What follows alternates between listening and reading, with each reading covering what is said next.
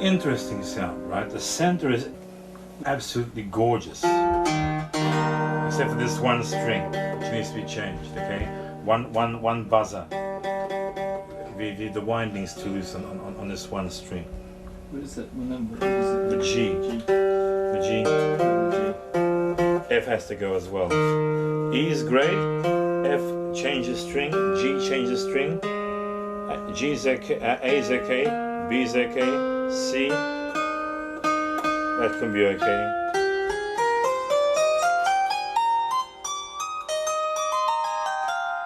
This is my first bandura that I built for an art show in General Motors in Oshawa 26 years ago. Participants in it had paintings and sculpture and furniture, etc. And I wanted something Ukrainian because I was also working on my family tree, trying to find out where my ancestors came from. It was quite a success there because everybody was excited about it because we didn't see that many banduras at the time. If we seen a bandura, it was basically from the Capella in Detroit, or maybe somebody from Toronto was playing on it, and it was a special thing. This instrument was built according to the Honcharenko brothers' design. They had over 40 years of experience. They built in the 30s and 40s in Ukraine, in Germany, and when they came to the US, they started to build in the United States. They spent 40 years developing this instrument. They made drawings and instructions on how to build the instrument, and I purchased them from the Honcharenko brothers in Detroit, and I started to build my first instrument.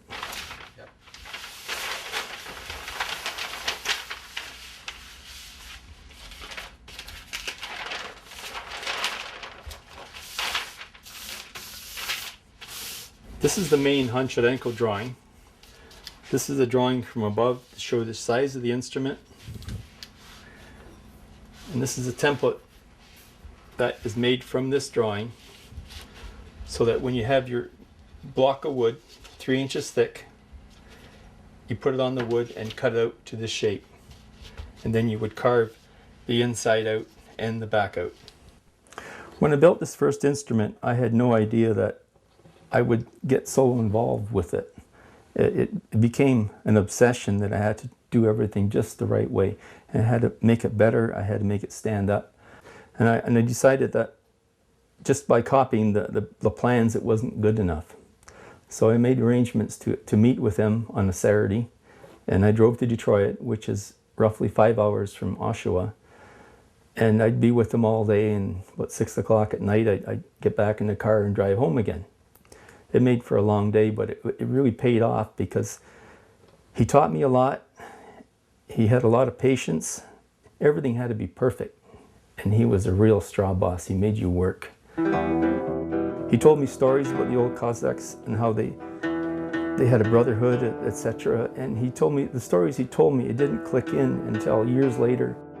The instrument was very popular, primarily in the period with the Ukrainian Cossacks in the 16th, 17th and 18th centuries, where it developed quite rapidly and developed a unique form of repertoire. The most interesting being that of the Dume, the epic ballads known as Dume, one of the few epic forms in Europe to actually survive into the 20th century. Bandura is also depicted on folk paintings of the Cossack Mamai. Cossack Mamai was a mythical figure who is depicted sitting usually cross-legged in Cossack costume, playing a lute-like kobza, an early version of the bandura. Often there's a horse behind him and his various swords and pistols near him, and sometimes he's having a glass of wine or something like that. Mamai is a hero, as a figure who defends the people. The bandura gradually became the instrument of choice for wandering blind itinerant musicians known as kobzari, because of those particular kobzari who traveled from village to village, the art form became quite part of the Ukrainian folklore, of the Ukrainian ethnographic cultural perspective. Better players also becoming court musicians for the courts of Eastern Europe. There are accounts of bandura players playing in the courts of Polish kings and Russian nobles.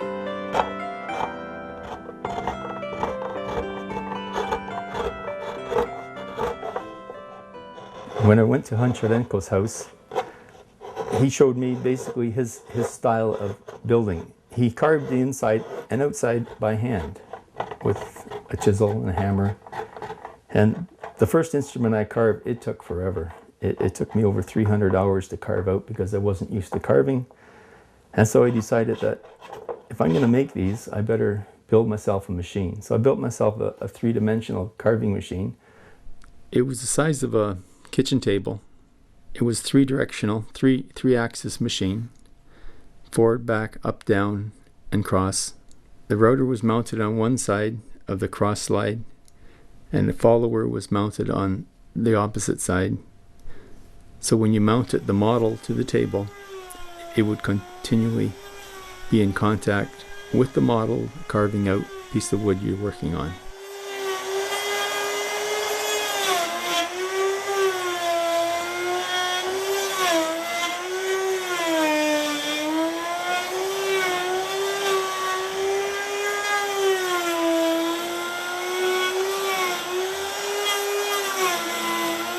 For carving out like Honcharenko had done, it took at least 40-50 hours to carve the back out. And with using a high-speed router on this carving machine I built, I was able to do it in approximately an hour and a half. And then after I finished carving with the router, I had to carve out by hand the marks and sand and make it respectable. After several years of building the bandura, I met with a bandurist, Victor Michello, who is very knowledgeable in the instrument, the history, and the technical aspects of construction. With him, I learned about other instruments, how they were built, especially the Sklar bandura. Ivan Sklar developed a concert bandura based on the Kiev style of bandura playing, which later on in the 1950s, in 1956, was taken on for serial manufacture by the Chernihiv Musical Instrument Factory. The Chernihiv Musical Instrument Factory no longer manufactures musical instruments. It stopped making instruments in 1991. Victor translated the book to me, and with that knowledge, I built two instruments in two different variations. One along with a Honcharenko style to it, inside, for ribbing, and the other, the actual Sklar ribbing. The differences between a Sklar bandura and a Honcharenko bandura were the bracing on the deck. Honcharenko had large ribs running in 5 places across the back to hold the deck up. Honcharenko had built it so that it was more of a honeycomb effect. And it allowed the deck to bounce a lot better than the Sklar instrument. We have one here that's come out of an old instrument, but you can see how the lines are the ribs themselves, and that's how it would look when it was made out of wood. One step further than that was my next design.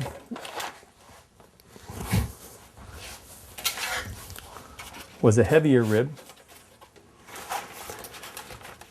that worked well, but it wasn't strong enough on the bottom.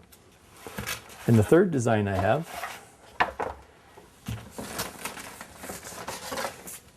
is from a Honcharenko instrument built in 1946, number 19. And you can see how the progress how much progress was made in designing. The instrument has almost 2.5 tons of pressure on that soundboard, which can pull the instrument apart. So you have to be very, very careful to make sure the instrument is very strong and sturdy, yet responds to a musician playing on the instrument, to be able to produce a sound that is pleasing and aesthetic to the ear. Since I've known him, Bill has changed the bracing for the soundboard so that the soundboard no longer buckles or bends. We now have instruments which are quite sturdy and have a much louder sound and a very pleasant sound. So the soundboard bracing problem has been solved. The problems with bending necks and bending backs, they've also been solved. With an instrument the size of a bandura, you have the fact that humidity may affect the timbre. Humidity can make the wood expand, and when it expands, it changes shape. In recent times, Bill has been experimenting with fiberglass backed banduras. In 2001, I read an article in a guitar magazine on building fiberglass guitars. And I thought, well, this sounds like a good idea. But the problem is the guitar's got 6 strings and I've got 69 strings. But when you add 69 strings, you have over 4,000 pounds tension, and it tends to want to give you a hard time. That's the easiest way I could say.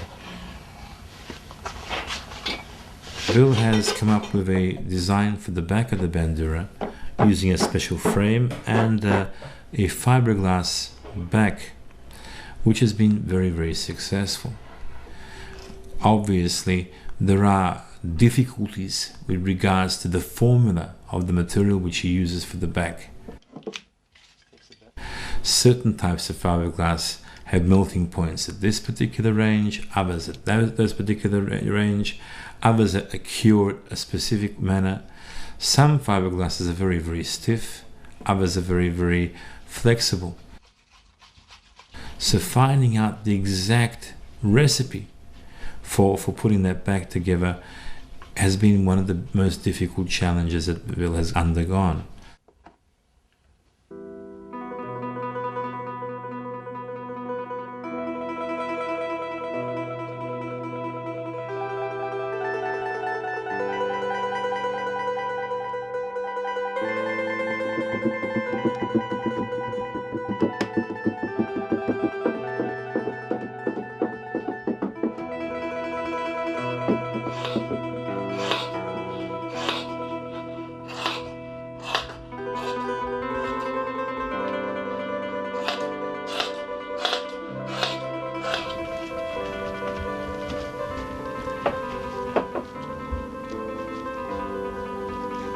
The fiberglass instrument is built up with several layers of cloth.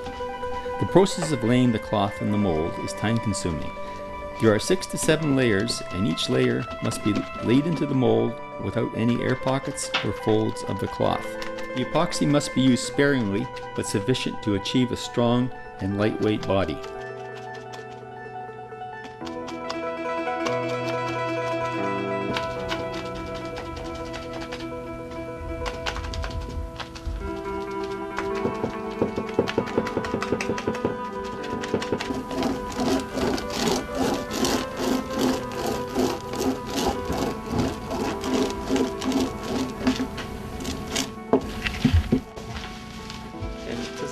Too bad.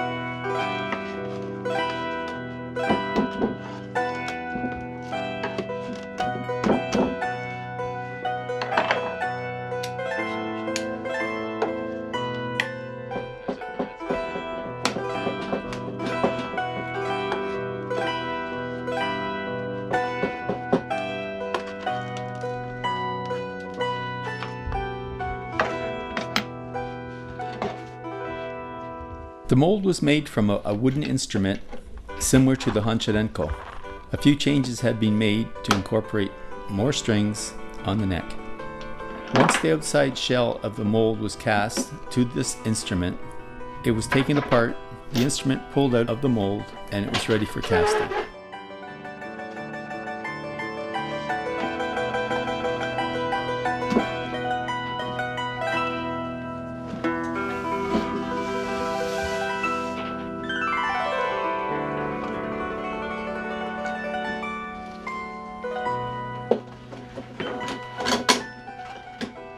A separate smaller mold made of 5 pieces is used to cast the fiddlehead and then incorporate it into the large mold to cast the body.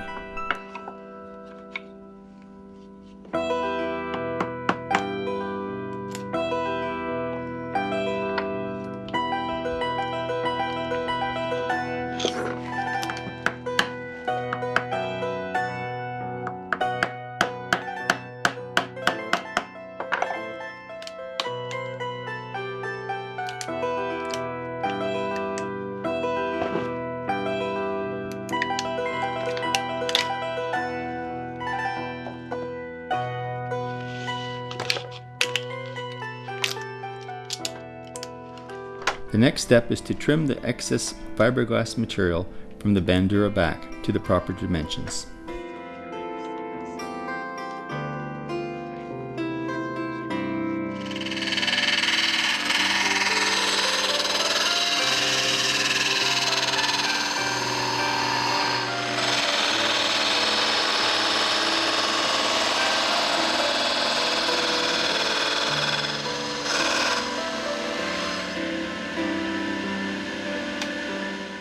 To increase the strength of the back, internal ribs are added. What follows is the framing for the tuning pegs on which the strings will be mounted.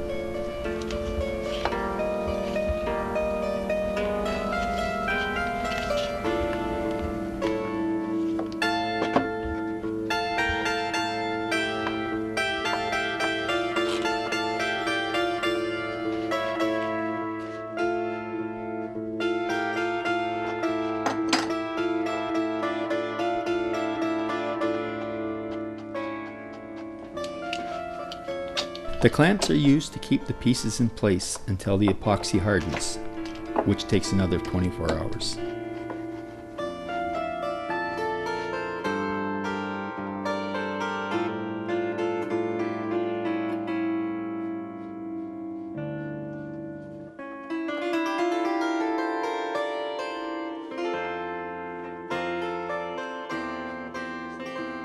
With the bandura back almost finished, the adjustable template is used to custom fit the soundboard.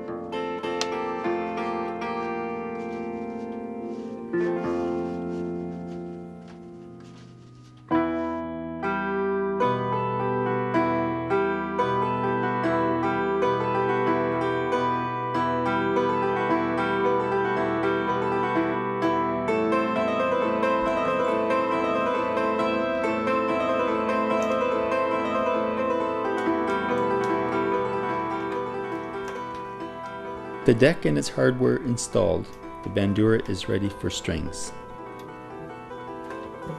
It took me 3 years to develop the fiberglass bandura, but now I can manufacture each instrument under 100 hours.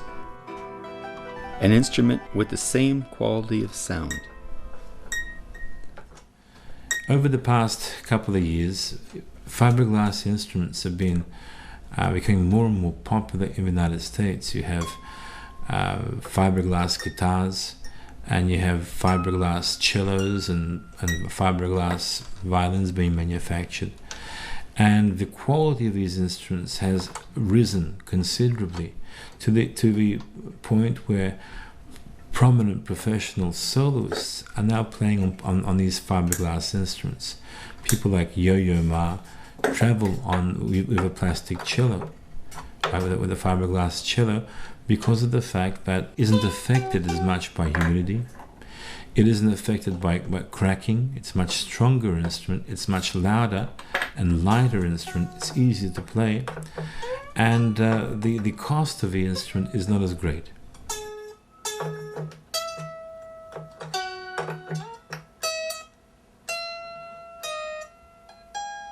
Many professional guitarists switching over to instruments made of fiberglass or half made of fiberglass, where various parts are made of fiberglass.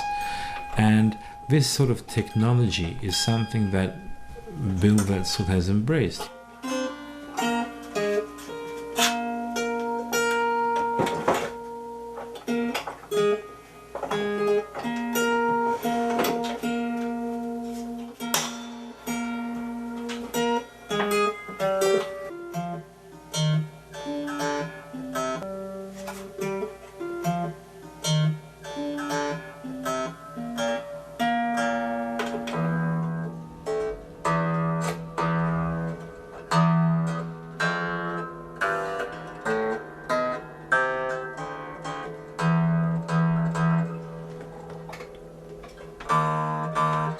Down here, so on the E. The instrument I build needs 67 strings. Huncharenko had made a string winding machine. It looks like a simplified lathe with a headstock that would drive the wire that stretched between the tailstock and the headstock and spin it while you wind the copper around it. His machine was very simple and only had power driven to the head. So when I built my new string machine, I had the headstock and tailstock driven at the same time, which was a great improvement. I didn't have to restart and fix up broken strings.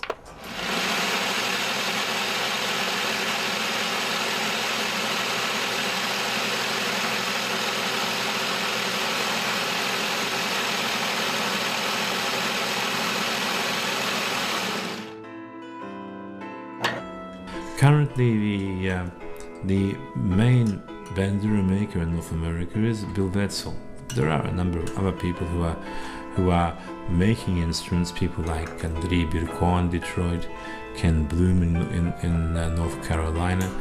But it's Bill who's consistently making the instrument, banduras, specifically banduras, and he's been making them commercially. That is, instruments which he's able to sell. Of quality that people actually are able to pay for them because of the quality of the workmanship which he has put into the instruments. In fact, in recent times he's had a number of orders from Ukraine, which has been quite unusual to have banduras being purchased from Canada for Ukraine.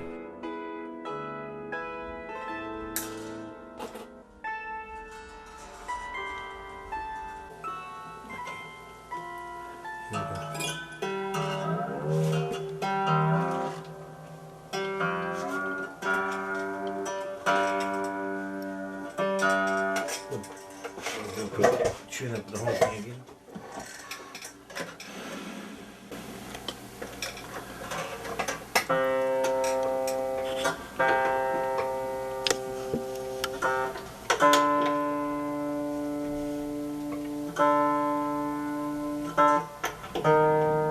Man, that is really beautiful sound.